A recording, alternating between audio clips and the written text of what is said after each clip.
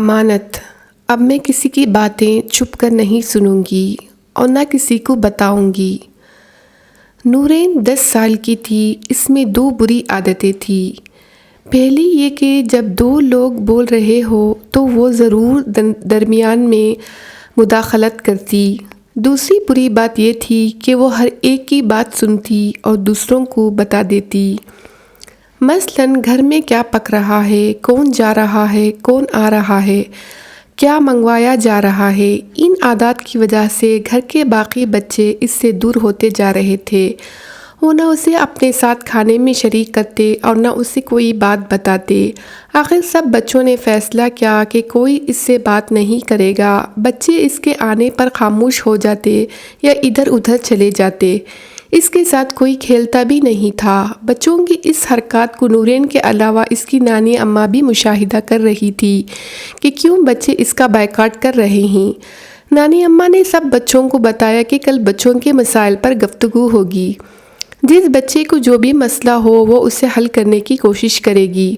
سب بچوں نے طے کیا کہ وہ نورین کی شکایت کریں گے۔ جب سب بچے اکٹھا ہوئے تو حسان بولا، ہم سب کو نورین کی شکایت کرنی ہے۔ جی ہمیں نورین کی شکایت کرنی ہے، حسان اور عائشہ بیک وقت بولے۔ اس سے پہلے کہ نانی اماں جواب دیتے، نورین اچانک بولی، میری ہی کیوں اور کیا شکایت کرنی ہے میری؟ نانی اماں یہ پھر درمیان میں بولی ہے۔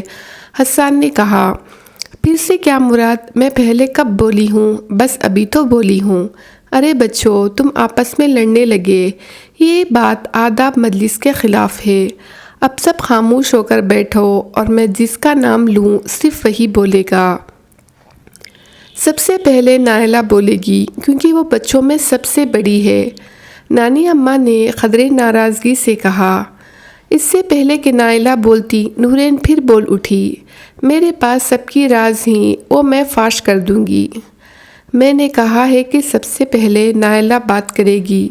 تم پھر بول پڑی، اب خاموش ہو کر بیٹھو اور اپنی باری پر بات کرنا۔ نانی اماں نے کہا۔ پھر نائلہ نے نانی اماں کو نورین کی بری عادات کے بارے میں بتایا اور سب بچوں نے ایک ہی بات دہرائی۔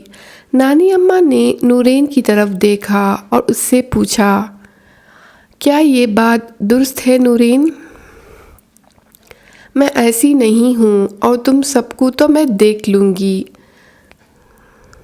اس سے پہلے کہ نورین کچھ مزید بولتی، نانی اماں نے کہا، بیٹی میں دیکھ رہی ہوں تم بہت بدتمیزی سے بات کر رہی ہو۔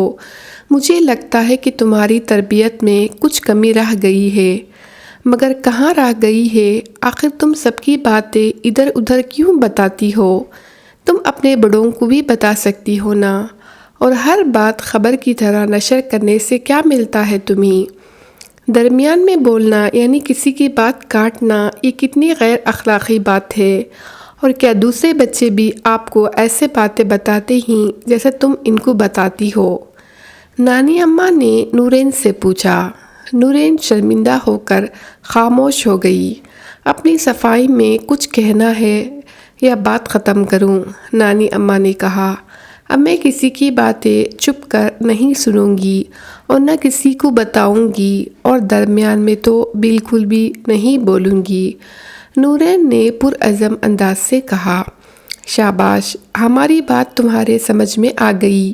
یہ بہت اچھی بات ہے، ان باتوں کو ہمیشہ یاد رکھنا، نانی اماں نے کہا، اور سب بچے وہاں سے اٹھ کر چل دیے۔